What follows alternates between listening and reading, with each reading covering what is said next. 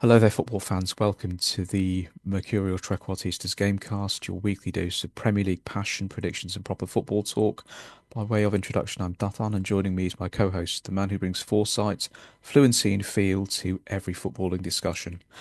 Mark, how are we feeling? Well, I made it through my first football match after the eye injury last night, so I'm feeling pretty good. I'm happy with that. I did say beforehand, any worldies, air shots, own goals, miss hits, that they're all down to the recovery period. But yeah, got away with it last night. Next up, tennis on Sunday, so that'll be Yes, the on big one. Sunday. So, were there any of the Edgar Davids type goggles being worn, or No, no? I tried to find my daughter's swimming goggles, but she didn't want me to paint them orange, so that was out.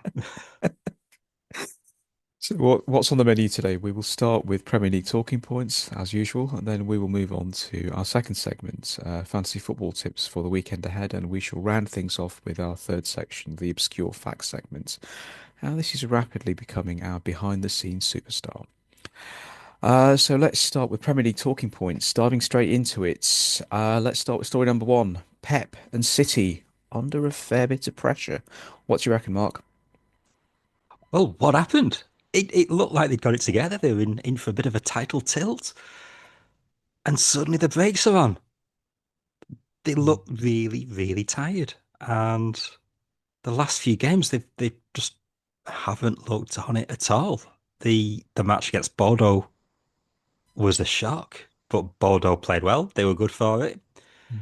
The Manchester derby, we were saying, neither side can't not turn up for a derby.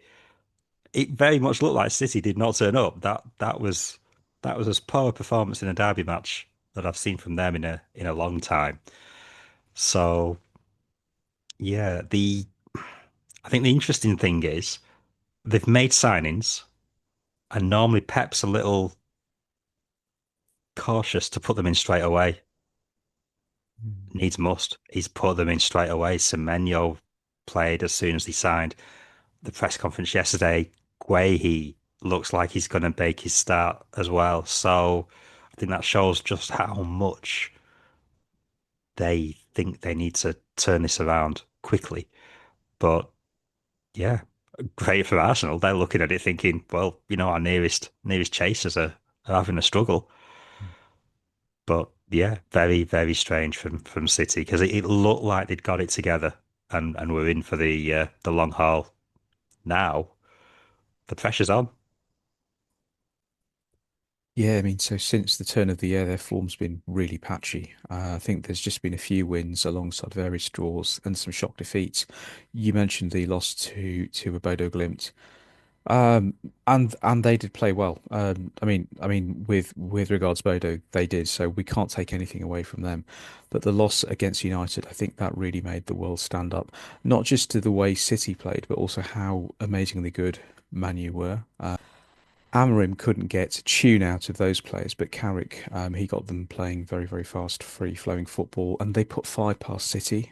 Three goals were disallowed, two stood. But how many teams do you know of who, in open play, could put five past City? There's not many. Yeah, and especially in a derby as well, because Mm.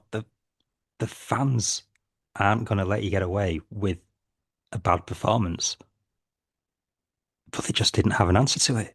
It was bizarre, absolutely bizarre. I kind of expected Man United to show up for that one. Yeah. Similar for the Arsenal game. I think it's the matches after that, the ones where they sort of like they're going into it as the favourites and Mhm. they've got to break teams down that might be being a bit more defensive. Mhm. So, I mean, if in effect, the City and Arsenal games, they're kind of free hits. They weren't expected to get a result, Yeah. but they've got one. Mm. A second could follow, but I'd suspect Arsenal are going to be tougher opposition Mm. than City were last week. I think so, yeah. And also on the subject of tiredness, as you mentioned, I mean, he hooked Haaland last weekend. Which I mean, I can't recall the last time Haaland was taken off. I mean, perhaps in a game where they'd already scored lots of goals and they were resting him for the following game, but not in, a high stakes game like that. So that spoke volumes to me. Well, as far as the fantasy football league was concerned, I've been calling for that for a while. I've been saying, you're going to need to rest him. You're going to need to rest him just because I didn't want my fantasy team playing against him all the time. But Mm. obviously, nobody was listening. Let's see. Shall we move on to story two? So it's still the January transfer window, so transfer shenanigans. I'm going to read out some names to you. Mark, you've already mentioned the first one, Mark Gahey. So he moved from Palace to City, and you mentioned last week that it looked like that was on the cards. So I think he moved for £20 million, which is a low fee, but his wages are very high, and that's what put off Liverpool, who were the other player who were in for him. But thoughts on him? Very good international defender. He's got a good shot on him as well. I mean, there's been a few nice goals from distance. Uh, could be the kind of defender to bring a bit of stability to the City back line. Uh, I'd expect him to settle in fairly easily with that side and with how Pep plays. So yeah, I think that's probably going to be a shrewd buy from City. Hmm. I think, yeah, I mean, he will certainly aid them, and it was kind of reminiscent of what Fergie and Rafa Benitez used to do. They would steal a target that a competitor was interested in, so by doing so, they would strengthen their own team and sort of not allow the competitor to grow stronger. But I know he's been heavily linked with Liverpool for a lot, but I mean, I've been saying since last year that in terms of profile, I mean, in terms of his movement and reading of the game, yes, he's very good. But Liverpool like big, tall defenders. They have Canati and Van Dijk, who are about 6'4" or 6'5", huge defenders, and now they have smaller fullbacks. I can't see them going for. Well, I couldn't have seen them going for another centre half who wasn't a big guy. And I've been saying this since last summer, so I'm not surprised he's not gone to Liverpool. Well, Liverpool rarely overpay Yes. unless it's somebody absolutely huge on the wage front to get them to sign. I suspect when it starts to become a contest over wages, that's probably when FSG Mhm. sort of thought, no, we're ducking out of this. Um, I wouldn't be surprised if they've already got their eye on somebody else, whether that's somebody coming in January or the end of the season. Yeah. I feel like it's probably going to be end of the season Mm. for that. So Liverpool will have issues because that defensive line is very, very threadbare. There's not a lot of cover there. And if the speculation about Robertson going to Spurs Oh yeah. is on the money, then that cover's going to get even less. Mm. Yeah. And he has been a great servant for that club. He really has been. So, should we move on to the second name? So, this is a young midfielder who's joined Bournemouth from Ferencváros. So, Alex Toth. So, I mean, the way I describe this is adding a bit of youthful creativity to Bournemouth's central areas. I'm conscious that they had a lot of success with Kirkes last year, who was bought by Liverpool last summer. So they've gone for another Hungarian midfield. Well, sorry, another player from Hungary. But I think he could work out for them. I really do. Yeah, Bournemouth, they're one to watch. I mean, Bournemouth have got a good eye for a player, especially youngsters. And whether it's sort of data-driven research or traditional scouting, they're usually on the money with who they're buying. So I think this could be another one of those that works out for him. Interesting to see how he deals with the Premier League. But Bournemouth's hit record's really good. Mm. So they've pulled players from other leagues, put them straight into the Premier League, and they've coped. So whatever they're looking at with the scouts, or whatever they're looking at in the data, they've seen something there that they think is going to work straight away in the Premier League. So Yeah, I'm looking forward to sort of seeing how he fits into that team. yeah, So yeah, again, fairly confident that Bournemouth know what they're doing, and they probably pulled off another one here. yeah. And a quick shout out to their manager. He's outstanding. I think there's a lot of big clubs who are interested in him. And in fairness, it's the same with Brighton and Brentford as well. They follow exactly the same model. Sort of buy in cheap, sell them on bigger after a few years after they adapt to the Prem, and they get decent managers in who just, year after year they perform. So impressive, hugely impressive to like quote Darth Vader. Buonanotte has moved from Brighton. to Leeds United. I think it's on loan. I'm not quite sure. So I think this is to do with aiming for regular Premier League minutes. So Herzl at Brighton wasn't really giving him that. So Leeds, they are in fabulous form and have been for many weeks. This is only going to help their cause. So I think he's a very good buy for them. Yeah, Buonanotte, he Mm. impressed when he came on for sort of brief appearances for Leicester in the Mm. Premier League. And there's creativity there. He had a shot on him. I think he was one of them players where you want to see him have a run of games. Got to see what he can do with a good run of games. And I think he's going to get that now. So yeah, Mm. why not? Good buy. He was usually one of your budget players for Fantasy League back when he was at Leicester. Um, yeah, Yeah, good. Give him a good run of games and see what happens. absolutely. And then Fraser Foster, I think he's joined Bournemouth on a free. He's had a lot of experience in between the posts. I mean, he's just great. I mean, a player like him who's seen so much over the years, just having him in the squad and just being there, it's a great move for them, for a Bournemouth. Yeah, a new up and coming player, Fraser Foster. Brilliant. That's going to be steady experience between the posts. Great for defense.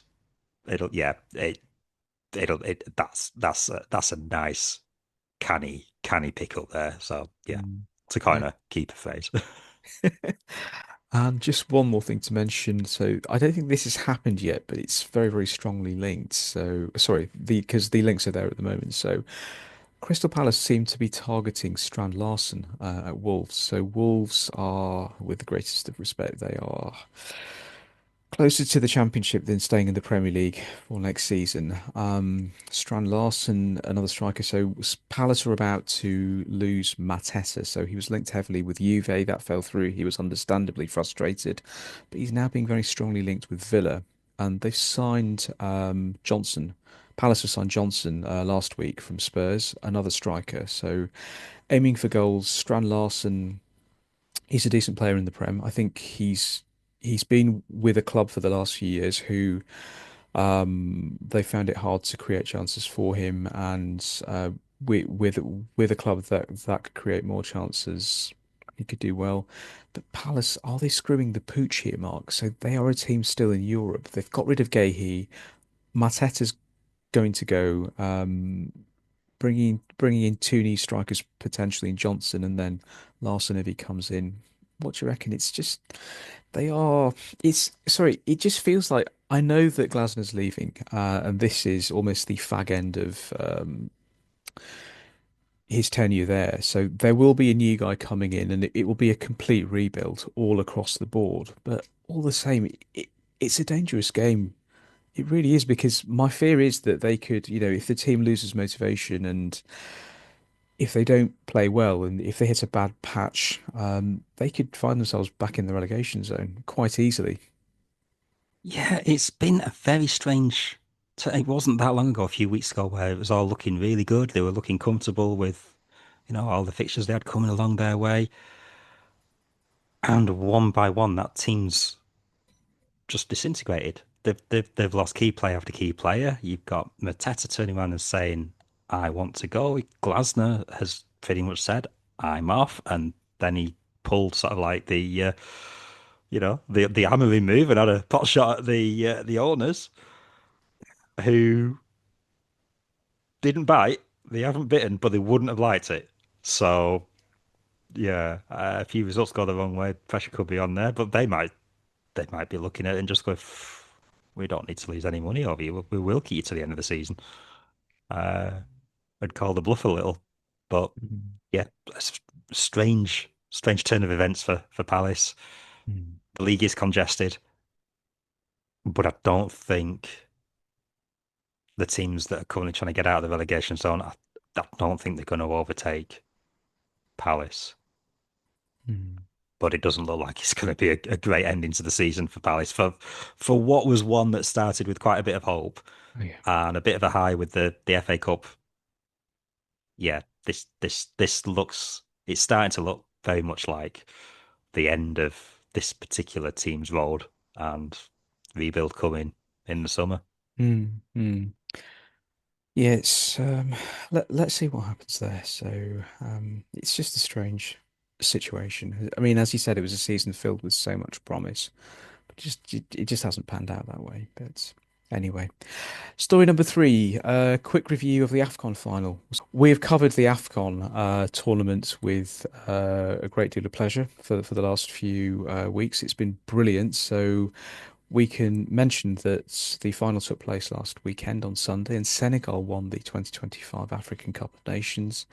It was 1-0 after extra time, with Pape Gueye scoring in the 94th minute, and he sealed victory over Morocco in a very tight and tense showdown. The match was highly controversial and it was emotionally charged, so a late goal by Senegal was disallowed and a penalty was awarded to Morocco in stoppage time. And this sparked protests and it saw Senegal briefly walking off the pitch in dispute prior to returning to play, except for Sadio Mane, who stayed on the pitch. He didn't agree with what the other players did. Brahim Diaz of Morocco. He tried to take a cheeky Panaka, which was saved by Edouard Mendy, the former Chelsea keeper. So the score was 0-0, and the game went into extra time. But Senegal's resilience was rewarded, and they scored early in extra time. And they lift their second AFCON title in three tournaments. Hugely impressive and fabulous tournament. Fabulous. Yeah, really, really good tournament, but what a strange end. You couldn't really believe what was happening as it was unfolding either. The live pictures, I think everybody in the stadium was in shock. Mm. And you're right, Mane did stay on the pitch. At one point, I think he went into the dressing room to basically say, "Get out." But yeah, I mean, there was two really quick decisions that were hard for Senegal to take. I think one was the disallowed goal, Mm. and then the penalty so soon after it. But what manager should be taking off the team? I'm I don't, it looked bad. It was about to bring all the kind, it was bringing all the worst kind of attention to a tournament Mm. that had been a decent set of matches, and to have a penalty taken, like, what was it, 24 minutes after the 90th minute? Mm. Bizarre. And then the Penenka. I think that keeper's had harder back passes, to be honest, but it was it wasn't great. And now it's probably going to get shown so many times on all Oh, kinds of, what happened next, sport history programs, all kinds of yeah. things. So yeah, I think in a way, crazy. because the Senegal coach and his actions, he's got away with it because if they hadn't won the tournament, there would have been a lot more people talking about this. But he's won the tournament. He's a winner. His team are winners, so it's kind of almost being sort of brushed over. But I agree. Mhm. What kind of a coach would encourage players to come off? It just didn't feel right, did it? Yeah, I mean, he's won the tournament, but I think there's got to be some kind of repercussion. So the Senegal, by and large, they were good for the tournament. They were they were the best team throughout, I think, Yeah. and it was a good goal to win it. But strange event. You don't really want to be seeing that. If every team was doing that after a suspect decision, Hmm. games just they're not getting finished. So yeah, wasn't wasn't too happy to sort of see it go on in the first place, but then to go on as long as it did, Yeah. yeah, it was an unfortunate end to what had been a very good tournament. Yeah. Well, there you have it. Many takes, and I mean, I'd describe our discussion today as sort of having an absence of the middle ground in connection with the above topics. But that's the nature of what we talk about. We will, of course, keep an eye on all these stories in the weeks ahead. And if we move on now to our second segment, so fantasy football. Um, Interesting fixtures this week. Do you want to start us off, Mark? Yeah, I managed to sort of stealth my way to a head-to-head win last week. So I was playing another incarnation of Haaland FC. But guess what? he didn't score. So I think I was in a position where I was behind on the last on the Sunday, and I needed points from Pickford. So he ended up getting clean sheet and bonus. So yeah, sort of mugged me way to a last ditch win against a good player as well. He is a very good fantasy football player. This opponent, but yeah, got the win on the sneak. So happy with that. And this week will probably be another incarnation of Highland FC, Ireland FC, yeah. but will be captaining. Well, I played a guy. He's a very good friend of the both of us. But he won. He beat me by a few points, but he gets bragging rights for this round. Oh, oh Yeah, no. it's fine. What happened? What happened? We haven't messaged about it all week, but like he's been very dignified about the win, shall we say? So, All right, okay then. So no open top busters or knee slides across your front garden then. shall I run through a few of the standout fixtures this week? Not all of them, but just the Yeah. ones where you could score highly or sort of could score lowly. So let's start with Burnley versus Spurs. So here I would go for Spurs attacking defenders. So either Porro or Christian Romero, who has been scoring fairly regularly in recent weeks. Avoid the Burnley defence. City versus Wolves. Mark, cover your ears. Haaland is the one to go for, though he is tiring, it seems No, he a needs a little. Yeah, rest. He clearly needs a he, rest. yeah, absolutely. But Dooku, Semenyo, City defenders are also ones to pick. Wolves attackers are perhaps the ones to avoid here. Bournemouth versus Liverpool. I know Bournemouth at home are tricky, but I'm still going to say go for two Liverpool attackers, so Ekitike and Wirtz, and also their attacking fullbacks who were much maligned for the first few months of the season. They are finding their feet, so both Frimpong and Kirkes used to play for Bournemouth, so I suspect he will be keen to put in a good performance there. So and avoid the Bournemouth defenders. I think if Liverpool click, they may do very, very well. Then, if we just focus a bit on Brentford versus Forest, so Brentford at home, always very strong. Go for Thiago. Forest defense is perhaps one to avoid. They are improving, but they still haven't really hit their stride as a team, and they have lost quite a few games in the last 6 or 7 weeks that they might have got draws from or might have won. So avoid the Forest defenders if possible. Palace versus Chelsea. This is a tasty one, and it will be interesting. So Chelsea attackers should be fairly decent in this fixture, but Palace, as we've already said, they are at sea. They've lost Gahey. I don't think Jean-Philippe Mateta, who's their big gun up front, he's going to play. Brandon Johnson is going to play, and it's a tricky one to call this, but avoid defenders on both sides and maybe go for the odd Chelsea attacker. I'll just say Cole Palmer here. He's due a good game or so. And I know there's other games, but after this, I'm going to focus on Arsenal versus Man United. It's the plum tie of the week. Should be a cracking match. Arsenal in great form, and Man U, after their incredible showing last weekend in the Manchester Derby, people are keen to sort of see how they do against the best team in the country at the moment. So I still think Arsenal's attackers are going to be the ones to go for here. Man U's defence has been porous over many years, so Saka or Martinelli would be good picks. And if Arsenal do click, I think United could concede a couple, so avoid United defenders in this game.